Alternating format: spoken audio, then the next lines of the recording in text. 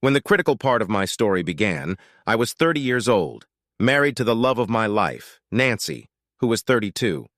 We had two adorable daughters, ages 5 and 6, and had been married for 8 years. I remember praising myself for the good decisions I made in life. This included who I chose as friends in high school and college, the college I went to, the business I decided to pursue, the company I went to work for, and, most importantly, marrying Nancy. The best decision of my life. I met Nancy in the first semester of my senior year of college when she was a graduate assistant for one of the business courses I was taking. She was beautiful, sensual, smart, and funny. I don't know for sure what her first impression of me was, but my first impression of her was, wow.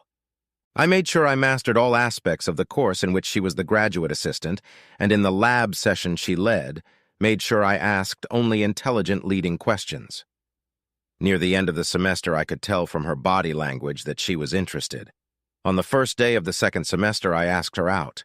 We had a tumultuous courtship and were married 2 months after I graduated from college. One thing I quickly learned about Nancy was that she was very stubborn and could not be manipulated or even reasoned with if she wanted something. This was something that was not a problem for me, although she admitted that it had been a major problem with the men she had been in relationships with before we met. What was a problem for me, however, was her obvious need to win every argument, but I loved her so much that I learned to deal with it. After college, I immediately took a job in marketing at a Fortune 500 company, and by the time I turned 29, I was vice president of a Fortune 1500 company. Despite how smart she was, Nancy's only foray into the business world was not successful. She was a great teacher, but missed something when it came to applying what she knew to the real world. However, I believe it was the stubborn nature of her personality that was her main flaw. So, she returned to academia, and at the age of 32, became an assistant professor at a prestigious university about 15 kilometers from our home. My married life was wonderful not only because my wife and I had jobs we loved, but also because we had wonderful children who were fun to be around. We had a truly loving relationship, and my sex life was better than I thought it would be growing up. Except for periods that happened about every 6 months or so when Nancy and I would mysteriously have a libido boost, so we would party like cats in the jungle for about 10 days straight. We had regular lovemaking, which included experimenting with toys, as well as sex in almost every rational position in the Kama Sutra. Nancy was especially horny when she was pregnant and required service every day until the day she delivered each child. I was a smug, satisfied cowboy. At the beginning stages of writing this story, I thought my second best decision in the whole story was to hire Alicia, a secretary I had worked with for 3 years. That might have been a really bad decision because Alicia, to be honest, wasn't really the right person for the job when I hired her. I'm not exactly sure what factors motivated me to hire her, but some of them had to do with her tragic past, her incredible femininity, her strong desire to succeed, and the fact that she had to support a 2-year-old and a 3-year-old, even though she was only 23 when I hired her. Alicia turned out to be so smart that, had she had the advantages I had as a child, she could have easily earned a doctorate in almost any subject she wanted.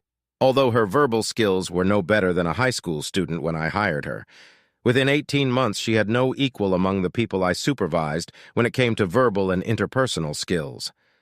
She was also highly organized, worked as hard as one would expect from a single mother, and became the most trustworthy person I knew. Just to prove to myself that my perception of her was correct, under the guise of a corporate requirement that all employees must pass a certain test, I manipulated her into taking an IQ test. She scored 135, well above the average college graduate, despite her 10th grade education. My smug, fat, figuratively not actually, as I am 190 centimeters tall at 88 pounds, naive existence came to an end 15 days after my 30th birthday. That Monday morning, I received a call from the school where my 6-year-old daughter was in 1st grade.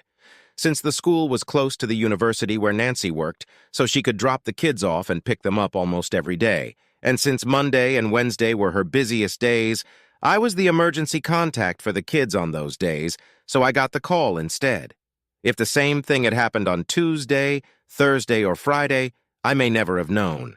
My 6-year-old Lisbeth was just having a little stomach trouble, but I thought I should take her to the pediatrician's office in case it was something more serious.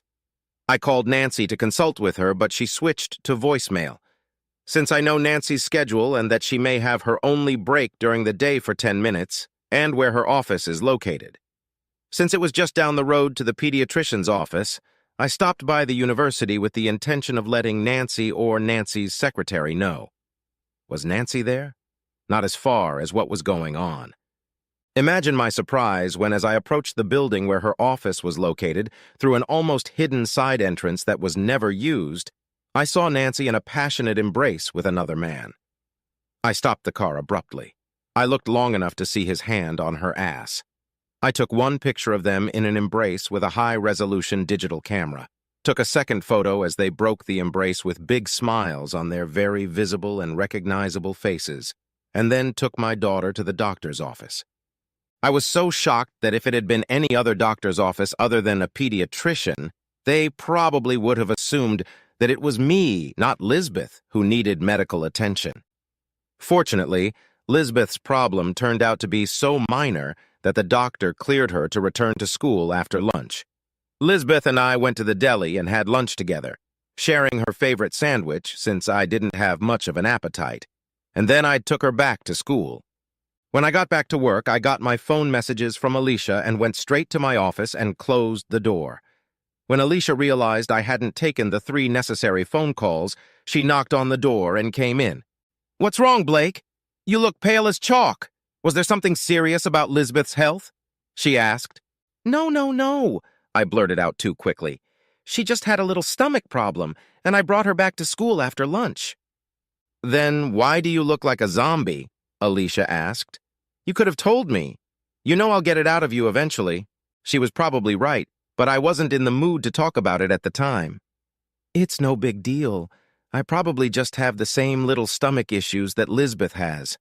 Alicia didn't buy it, but she left my office and I worked the rest of the day behind a closed door. Actually, worked is a euphemism because I didn't get a hell of a lot done. That evening, I played out Lisbeth's stomach problem in front of Nancy.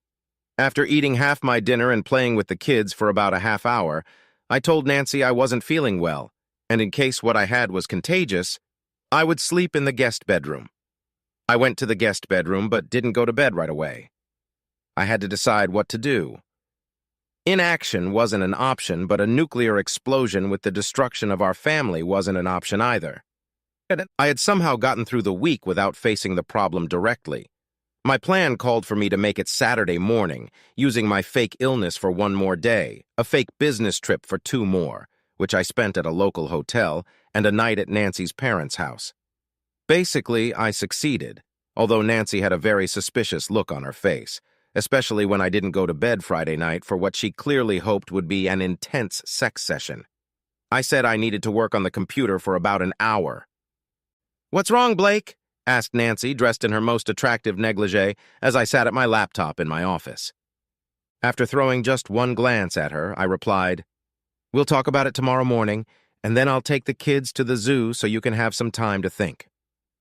"Why can't we talk about this now?" "Because I don't want to talk about it now, that's why. So just go to bed." That was the first time I'd ever talked to her like that in our entire relationship. The last time I looked at her, her eyes were wide open, but soon she was gone. I slept in the guest room again. Nancy looked like shit the next morning.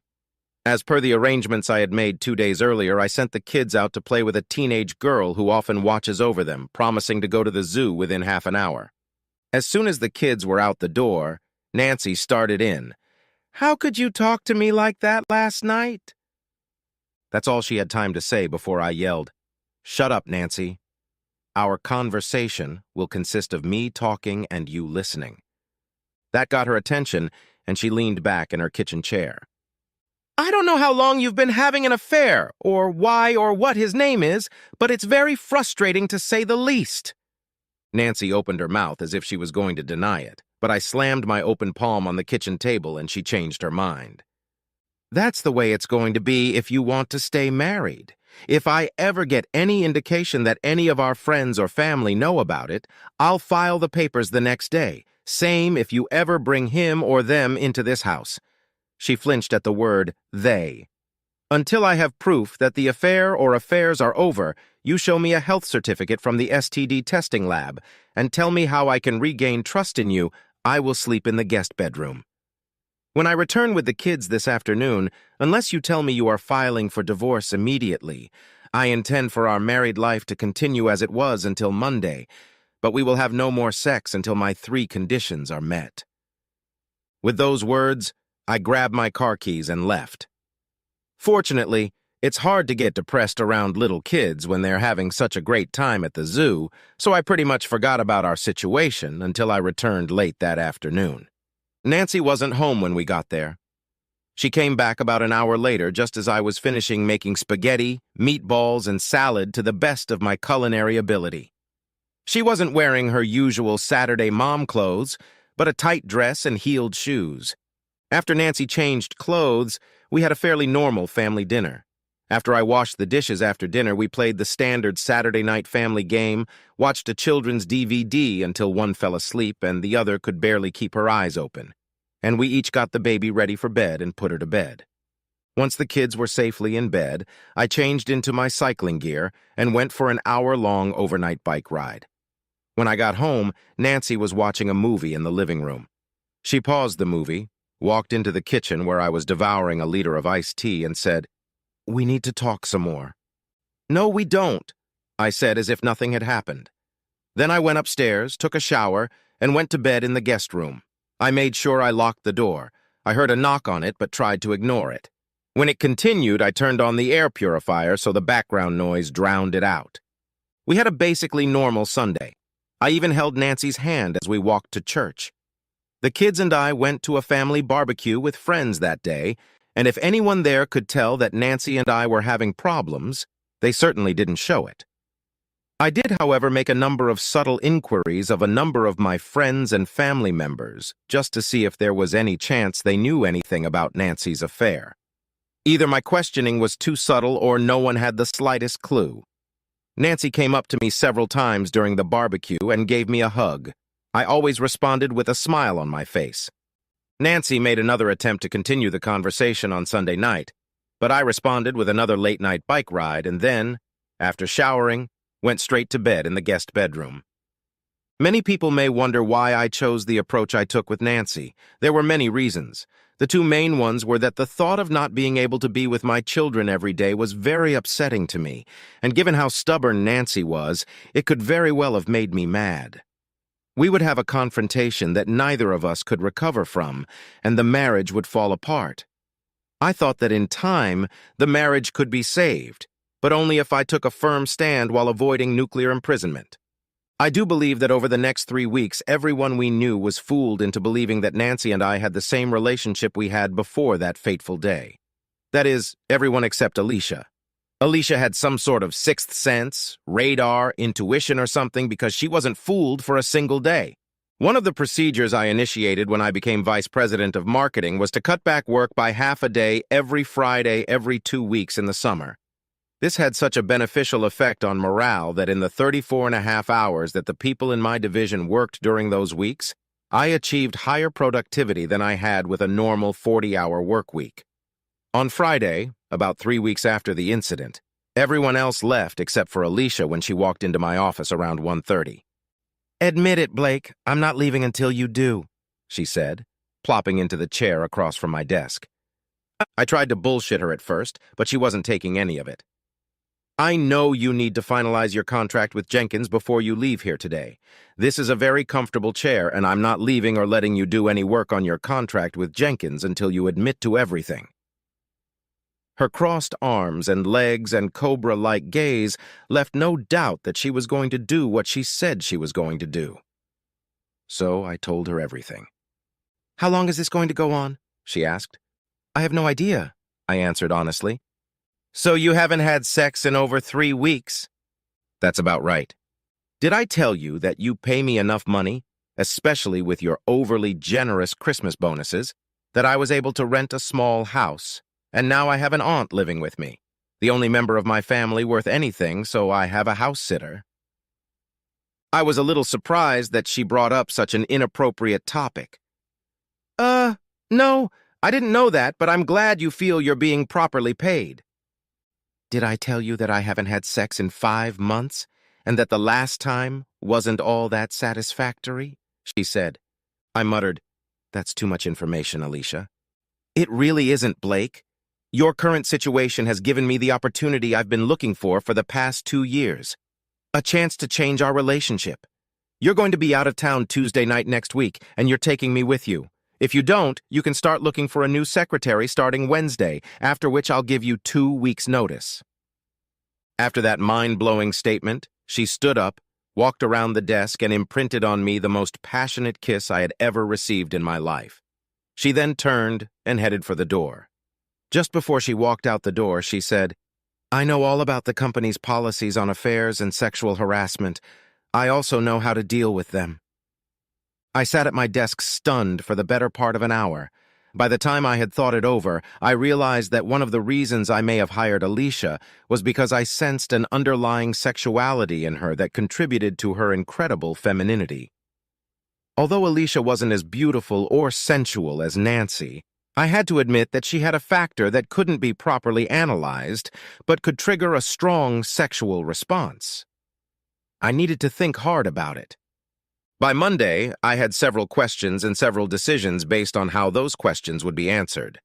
The first thing I did was call Alicia into my office, shut and locked the door. "Were you serious on Friday?"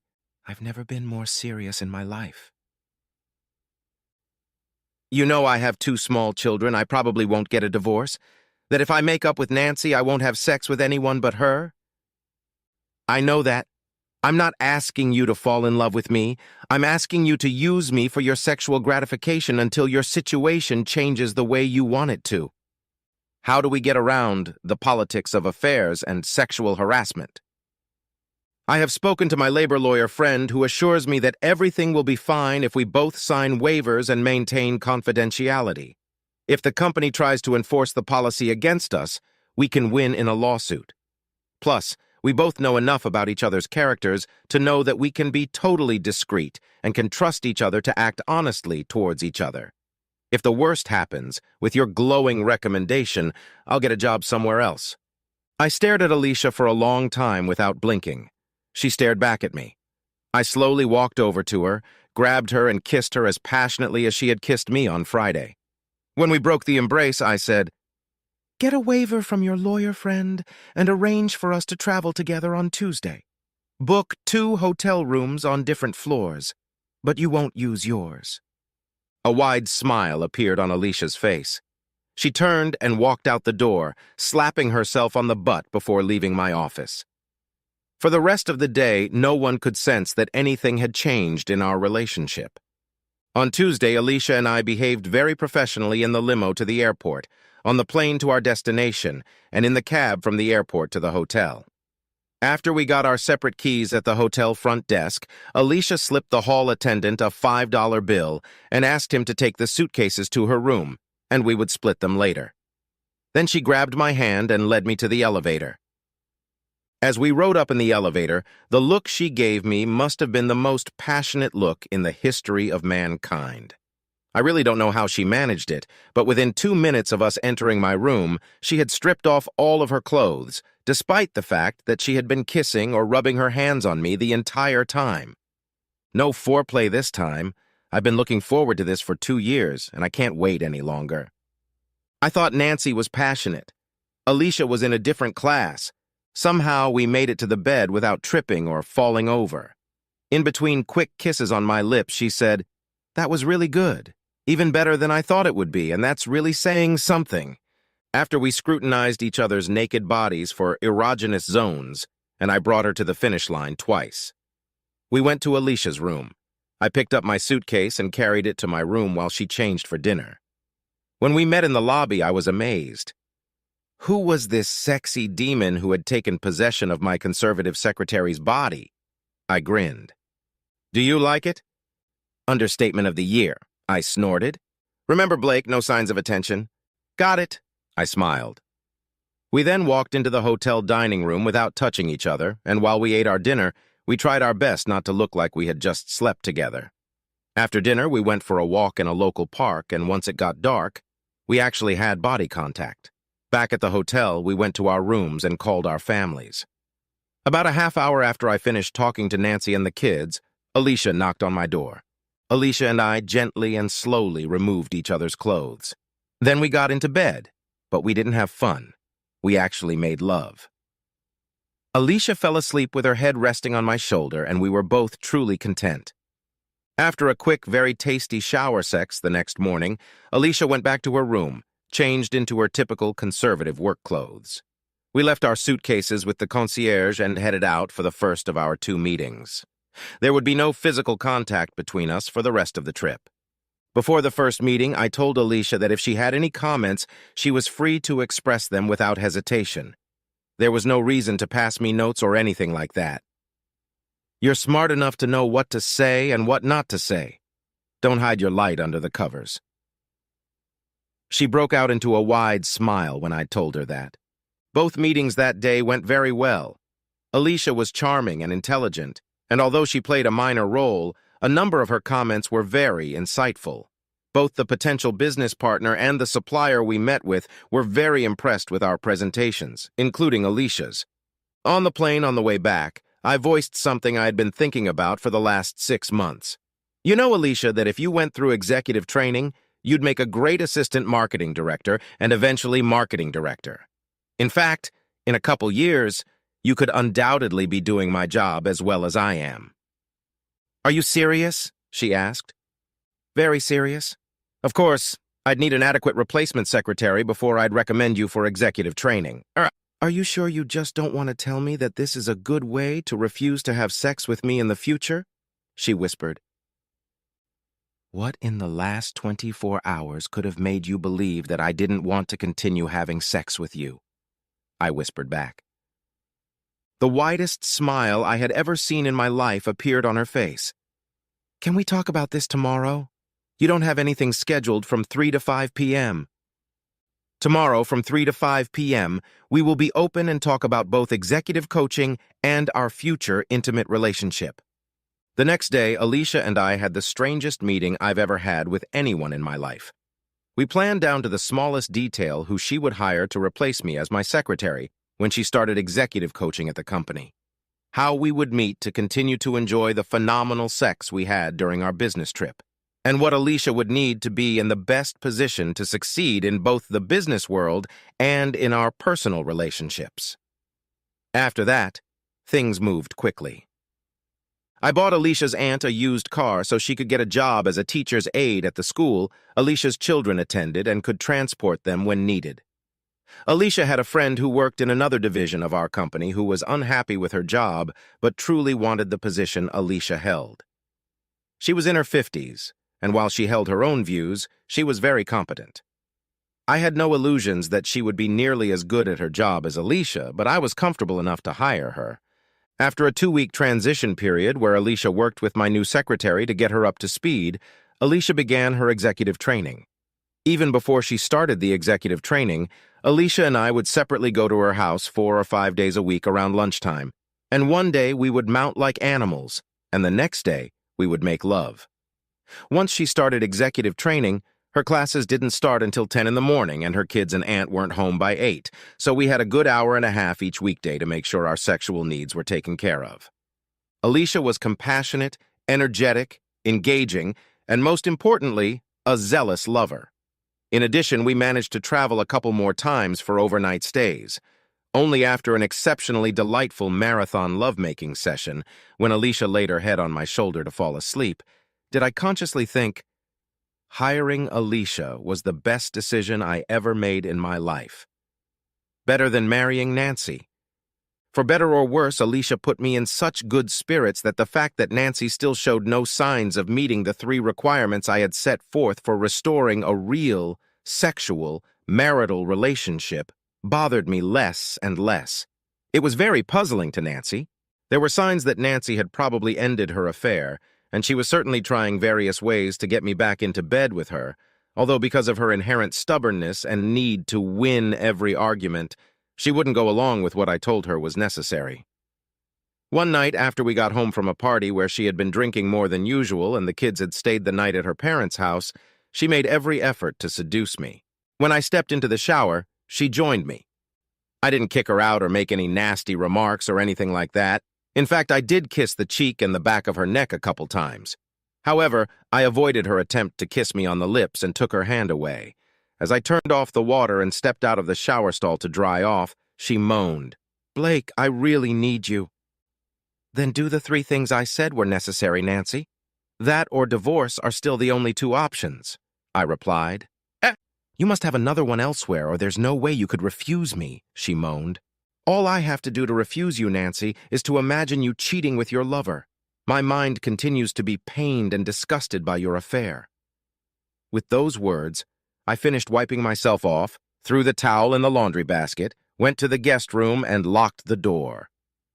Meanwhile, my relationship with Alicia was working out just fine. There is one particular day that will forever be etched in my memory.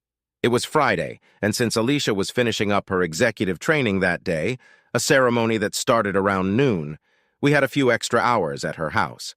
After extremely vigorous sex, we played with each other's naked bodies and chatted in bed. Alicia was told she would be receiving an award at the ceremony. I reached into my briefcase and pulled out 2 gifts for her. The first was a very stylish gray and blue sleeveless dress with a lieutenant's tunic that I hoped she would wear to the ceremony. She thought it was beautiful and agreed. The second was a sapphire necklace that complemented the dress perfectly. She cried. By the time we separated, in separate cars, for the ceremony, she was extremely well-built and beautiful. At the ceremony, in a unanimous vote of her classmates and teachers, she received the award for Most Outstanding Student in the Leadership Training class. I was very proud. It had been more than 6 months after my ultimatum to Nancy, and only about 3 weeks after Alicia had completed her leadership training when Nancy finally began to give up. For the previous 2 months, I had had indications that this was a possibility because she seemed to be sad all the time and my cheerful disposition irritated her. One Wednesday after dinner, she said, "Blake, this Saturday can we hire a babysitter and go somewhere private to talk about being together again as a real married couple? I have every intention of fulfilling the 3 conditions you outlined, which I will never waver from. Although I don't like them, I need some guidance." "Absolutely. I'll work it out," I replied with a smile on my face. When Alicia and I met the next morning, I bluntly told her about my conversation with Nancy. Of course, by then I had real feelings for Alicia. It's impossible to have a very satisfying, in fact, spectacular, sexual relationship with someone you respect and not develop real feelings. However, if Nancy was really serious, I was especially obligated to our children to get our marriage back on track. Alicia cried a little. I wiped away her tears. "I knew this day would come, Blake, and it would be very hard for me. But I understood the situation when I got into it, and I cherish these last few months with you so much that I could get a high out of them for the rest of my life. But let's not waste what time we have left until your situation is completely resolved." That Saturday, Nancy and I went to a strange place, considering the type of conversation we were about to have, a minor league baseball game. There were hardly any spectators in one part of the bleachers, so we went and sat there. In fact, it was probably the most secluded place we'd ever been, and the surroundings reduced rather than increased our stress levels. If things had gone badly, most likely no one would have known. Whereas if we were in a fancy restaurant, a scene might have arisen. "First of all, Blake, I want you to know that I never stopped loving you. However, after my second pregnancy with Joyce, do you remember how horny I was during it?" she said with a wistful smile. I nodded my head in agreement. Sometimes I would have outbursts where I either couldn't control myself or had little control over myself. It was during one of these moments that one of my married co-workers, William, found me in my office. I have very vague memories of the surrounding circumstances surrounding what happened, but the gist of it is that we had extremely vigorous animal sex. After that, whenever I had flashes and he was around, we did it. Nancy lowered her gaze to her hands and sobbed quietly for several minutes. She pulled herself together and continued. It was almost like I wasn't cheating on you. It was like another world. Until you shared your knowledge of the situation with me, which I still don't understand where you got it from. I didn't even think about the adverse consequences. Then, when you so abruptly, for which I don't blame you, laid down the law for me, my well-known personality flaw of always having to win an argument and being so stubborn caused me to intensify my relationship with William, instead of severing them immediately. It was only after 2 months of reflection that I realized I was going to lose you if I didn't start acting rationally. I went to a psychoanalyst, worked hard on my problem, and I think I've solved it now. With these words, she pulled a document out of the envelope she was holding. This is William's affidavit that our relationship ended almost 4 months ago. In fact, the document she handed me was a notarized affidavit drafted by a guy named William Montrose. Attached to the notarized affidavit was a photograph. This was the same guy I saw Nancy in a tight embrace with on that fateful Monday. "How did you get him to sign it?" I asked. "I told him that if he didn't, I would tell his wife about our affair. He really didn't want that, and after I assured him that if there were any adverse legal consequences after you read the affidavit, I would provide him with financial security," Nancy replied. "I suppose he was the only lover, Nancy." "Yes, I assure you," she replied with tears in her eyes. "That settles the #1 question. How about a health certificate from the STD testing lab, and how can I regain your confidence?" I gently inquired. With those words, she handed me the second document from the envelope. It was a complete set of disease tests, actually 2 different ones. The first was dated a day after the date William Montrose signed his affidavit, with results provided a week later, and the second was dated 10 days ago, with results provided yesterday. Both times she received a completely clean bill of health. "That solves item #2, I smiled. "Item #3, how to regain your trust, is harder," Nancy admitted. "Tell me, is this enough?" she asked, handing me a 2-page document. The first page was a statement she'd signed for her psychiatrist to give me any information I requested. The second was a notarized affidavit from the psychiatrist stating that she didn't think Nancy would lose her way again, and that in her opinion, the problems she had encountered that precipitated and continued the affair were no longer a problem. "Was that enough?" she asked expectantly. I've thought long and hard about that third point over the last 6 months, and especially in the last few days when it seemed that Nancy was finally ready to capitulate. "This is a very good start, Nancy. It might have been enough if you had given it to me a couple weeks after I talked to you. However, since it has taken you 6 months to get to this stage, after careful consideration I have come to the conclusion that I require something more. I want you to sign a post-nuptial agreement stating that if you have another affair while we are married, I will get sole custody of our daughters, although you will have liberal visitation rights, and that I will get the house and 60% of our marital assets."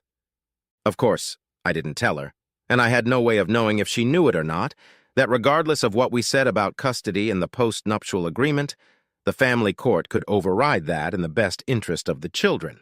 However, that would certainly give me an advantage in any proceedings before a family court judge if the need arose. Nancy promised to go to a lawyer the following week, to prepare and sign the necessary papers. Afterward, we kissed and held hands. As soon as the game was over, we went to play miniature golf, had dinner at a casual restaurant, and then went home and watched a DVD. Nancy was very disappointed that even though she undressed in front of me, I refused to have sex with her. "As soon as this is finalized," I said with a sly smile, "you'll get more from me than you bargained for." Sunday, we had a great family day out. The real complication arose on Monday. I was already truly dreading telling Alicia that we had at most 2 days left together. I caught her in tears when she opened the door that morning. "What's the matter, baby?" I asked, pulling her into a hug. She said something, but it was so garbled that I really didn't get the point of the joke. Something about how it wasn't her fault, that she'd do what I wanted her to do, and that sort of nonsense. After sitting with her for a good 15 minutes, holding her hands and wiping away her tears, I was finally able to understand her story. Interrupted by occasional sighs and tears, it sounded something like this. My OB-GYN had made a mistake in listing the date of my next birth control shot. I didn't notice it myself. When I came in on Saturday, the doctor noticed it before giving me the shot. She asked if I had been sexually active in the last 2 months. At this point, despite her grim demeanor, Alicia grinned. I didn't tell her that I've had fantastic animal sex at least 60 times during that time. Alicia then grimly continued to tell her story.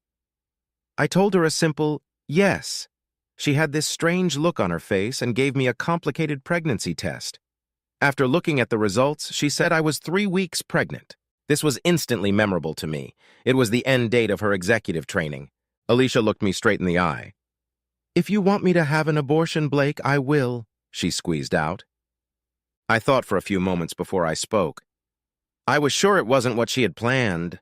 I was also sure that the thought of having a baby with Alicia was a bad idea in some ways, but otherwise was either not so bad or really good. I kissed her gently on the lips.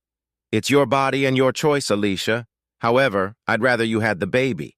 It would have to remain our secret, and I wouldn't be listed on the birth certificate, but I would contribute to his or her upbringing both financially and with my time. I would find a way to make it work without Nancy finding out.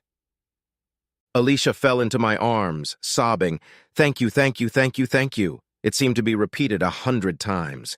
I stroked her head. When her composure returned to her, I told her the bad news, for her, not for me, that Nancy had finally come to her senses. Tomorrow may be our last day together, dear, I told her. Alicia straightened up, smiled broadly at me despite the tears that flooded her cheeks, and said, "Then I'm going to take tomorrow off, provided my boss, namely you, lets me sleep with him. On Tuesday, Alicia was a sex demon." I excused myself at noon in case Nancy had a signed prenuptial agreement that evening, since she would need some action and I needed a few hours to recover. Tuesday night, Nancy handed me the prenuptial agreement with a shy smile on her face. I returned to the master bedroom. We made love tenderly that night, and then feverishly had sex the next morning. I was surprised at how easily Nancy and I returned to our old life, the wonderful life before that fateful Monday. One reason was that she had definitely become less stubborn and no longer felt like she had to win every argument. She became more mellow in general. This, combined with my exceptional sexual relationship with Alicia while Nancy and I were fighting, allowed me to truly get over her cheating. Things worked out for all involved. Alicia gave birth to a healthy, happy baby boy, my only son. Believe it or not, after some hints on my part, at Nancy's suggestion, even though I don't believe she knew I was the father, I attended natural childbirth classes with Alicia and was in the delivery room. 3 years later, Nancy got a place at university. Alicia was by far the best assistant marketing director and then marketing director I ever had. When the company we worked for was sold and I made super profits through my stock options, I retired without any financial problems in my old age. I recommended Alicia for the position of vice president of marketing. The transition team was smart enough to accept my recommendation. As I write this, I am a stay-at-home dad. Alicia and her 3 kids live a block away, and I'm watching her kids and mine when they're not in school while I do what I've always dreamed of doing, writing the great American novel. All the adults are very happy and all the kids are well adjusted. You may ask if I ever had sex with Alicia again. You may ask, but I won't answer.